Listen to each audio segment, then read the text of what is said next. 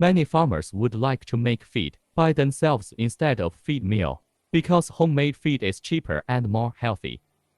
They consult me that is it difficult to make feed by themselves.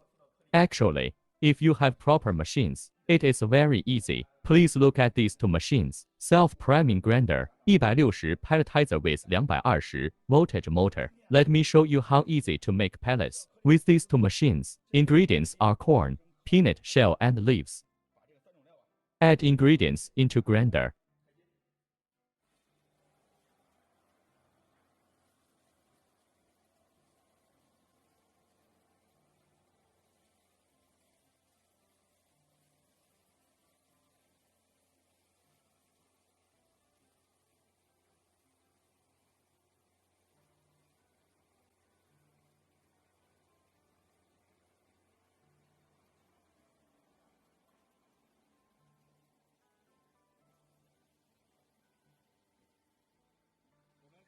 Look at pellets, please.